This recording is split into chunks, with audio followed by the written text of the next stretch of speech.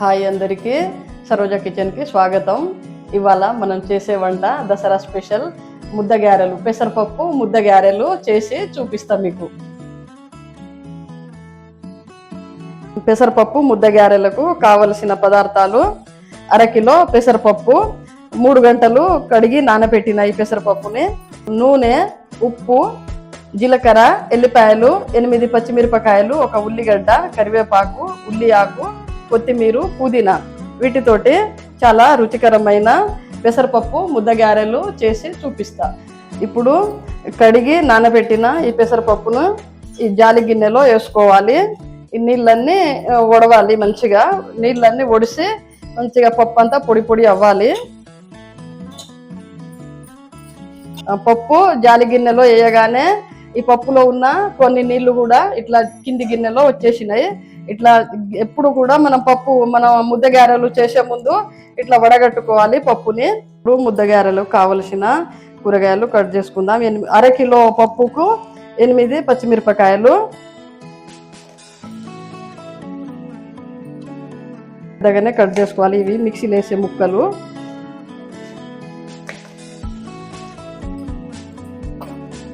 ఉల్లిగడ్డ కట్ చేసుకోవాలి. 4 ముక్కలు కట్ చేయాలి ఉల్లిగడ్డను. ఇప్పుడు ఉల్లి ఆకు, ముద్ద గారెల్లో ఉల్లి ఆకు వేస్తే చాలా రుచిగా ఉంటుంది కాబట్టి ఉల్లి ఆకును కూడా సన్నగా కట్ చేసుకోవాలి. ఉల్లిగడ్డ రుచి వేరు, ఉల్లి ఆకు రుచి వేరు కాబట్టి ఉంటే ఉల్లి ఆకు వేసుకోండి, లేకుంటే ఉల్లిగడ్డతోని కూడా చేసుకోవచ్చు. ఇప్పుడు కరివేపాకు కూడా సన్నగా కట్ చేసుకోవాలి. గారెలకు ఇట్లా సన్నగా మంచిగా కట్ చేయాలి. కరివేపాకు మనం తింటా అంటే ఒక్కొక్క ఆకు పంట కిందికి వస్తుంది, ఎంత రుచిగా ఉంటుందో. ఇప్పుడు పుదీనా కట్ చేయాలి సన్నగా.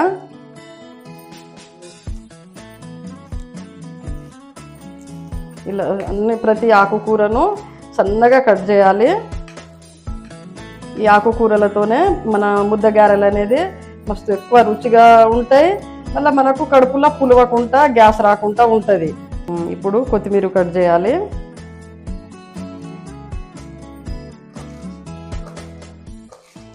కొత్తిమీర కూడా సన్నగా కట్ చేయాలి. ఇప్పుడు మంచిగా వడగట్టిన పప్పు అంత పొడి పొడిగా మంచిగా అయింది. నీళ్ళని ఒడిసి ఈ పప్పుని మిక్సీ జార్లో వేసి పట్టుకోవాలి. మనం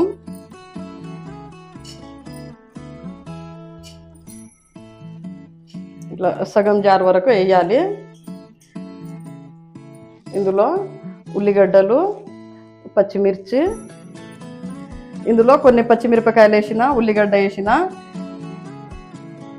1 చెంచా ఉప్పు, కారం మన కుటుంబ సభ్యులు తినేదాన్ని బట్టి వేసుకోవాలి. ఈ గారెల్లో 10 రెమ్మల ఎల్లిపాయలు పొట్టు తీసినవి, 1 చెంచా జీలకర్ర.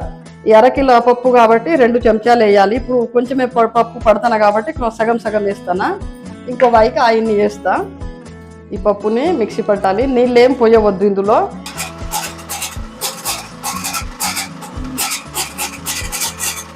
ఈ పప్పు మంచిగా మిక్సీ పట్టిన పప్పులో నీళ్ళే మాత్రం పోయలేదు, అయినా కొంచెం జారుగానే వచ్చింది. ఈ పద్ధతిలో రావాలి మనం ముద్ద గారెలు చేసుకునే పప్పు. ఇక ఉన్న ఆయంత పప్పును కూడా మిక్సీ పట్టాలి. ఇంకో 2 వాయిలు అవుతుంది కావచ్చు. ఆయంత మిక్సీ పట్టి గారెలు స్టార్ట్ చేస్తా. కొంచెం అంతా పప్పును కూడా తీసి పక్కకు పెట్టుకోవాలి. ఇది మనం గారెల్లో వేసుకోవడానికి. ఈ పప్పు ఇట్లా మొత్తం పప్పే వేయాలి. ఇట్లా వేస్తే మనం తినేటప్పుడు ఒక్కొక్క పలుకు పంటి కిందికి వచ్చి చాలా రుచిగా ఉంటుంది. కాబట్టి మనం నానబెట్టిన పప్పు కొంచెం ఇట్లా పప్పు అంతా పిండి రుబ్బిన ఇందులో ఇప్పుడు మనం ఈ నానబెట్టిన పెసరపప్పును వేసుకోవాలి.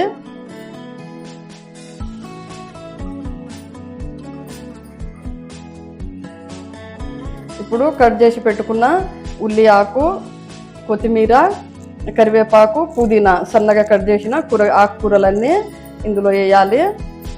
కొంచెం ఉప్పు కూడా తక్కువనే ఉన్నది, కొంచెం ఉప్పు వేయాలి. కట్ చేసి పెట్టుకున్న ఆకుకూరలు, మిక్సీ పట్టిన పప్పు ఇదంతా మంచిగా కలిసే వరకు మంచిగా కలుపుకోవాలి. ఇప్పుడు గ్యాస్ వెలిగించి కడాయి పెట్టుకోవాలి. కడాయిలో కొంచెం తడి ఉంది, తడి ఆరినాక నూనె పోసుకోవాలి. ఇప్పుడు కడాయిలో తడి ఏం లేదు, నూనె పోసుకోవాలి. మన గారెలు వేయించడానికి సరిపడా నూనె పోసుకోవాలి. ఎక్కువ మంట మీదనే నూనె వేడి కానివ్వాలి. రొట్టెలు చేసే పీట మీద కర్చీఫ్ వేసుకోవాలి. ఈ కర్చీఫ్ శుభ్రంగా పిండి గట్టిగా పిండాలి. దీన్ని గట్టిగా పిండేసి తడి ఏం లేకుండా ఇలా వేసుకోవాలి. చేతికి తడి పెట్టుకోవాలి. చేతికి తడి పెట్టుకొని మనకు కావలసిన సైజులో ఈ గారెలు ప్రిపేర్ చేసుకోవాలి. ఈ పెసరపప్పు ముద్ద గారెలు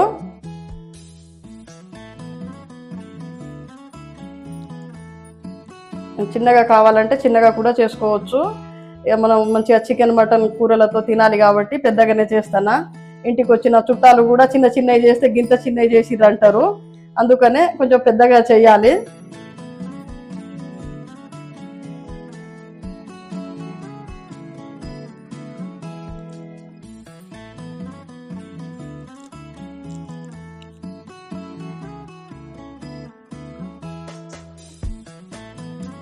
గారెలు అయితే ప్రిపేర్ చేసిన నూనె వేడైందా కాలేదా కొంచెం పిండి వేసి చూస్తా.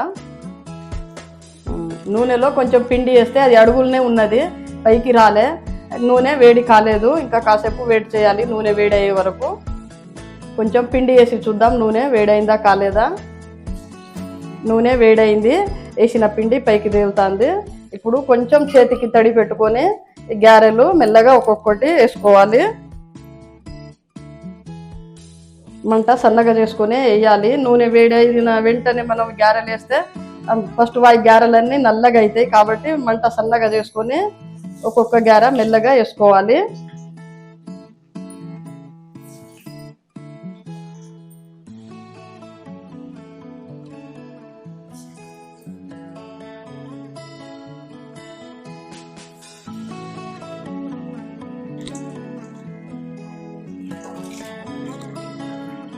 ఇప్పుడు మనం ఈ గారెలు ఇందులో వేసిన తర్వాత మంట కొంచెం పెంచుకోవాలి.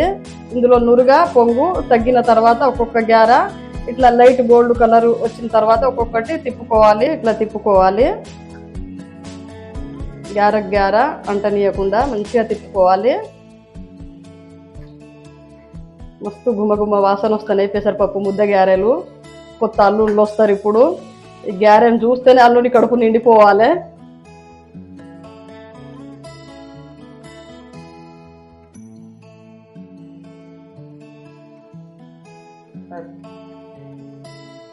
గారెలు ఇలా గోల్డ్ కలర్ రావాలి.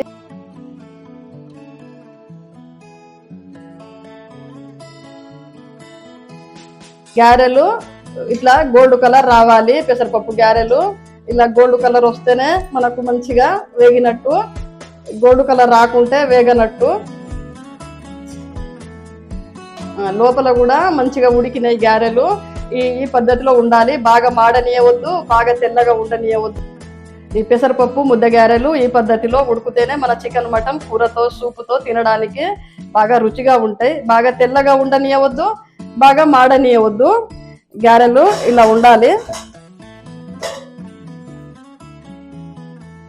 పెసరపప్పు ముద్ద గారెలన్నీ రెడీ అయినాయి.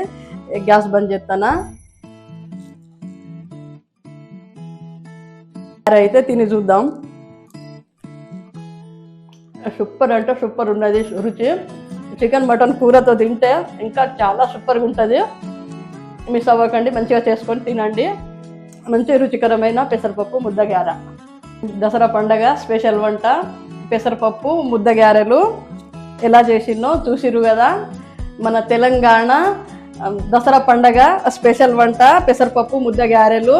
మనం పండుగ రోజు మంచిగా ముద్ద గారెలు చేసుకొని చికెన్ మటన్ కూరలతో తినడం మన సంప్రదాయం, మన తెలంగాణ సంప్రదాయం.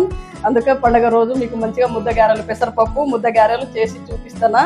నేను ఎట్లా చేసినో అట్లా చేసి మంచిగా చికెన్ మటన్ కూరలతో మంచిగా ఫ్యామిలీ అంతా హ్యాపీగా తినాలని ఈ గారెలు చేసి మీకు వీడియో పెడతానా. అందరికీ హ్యాపీ దసరా.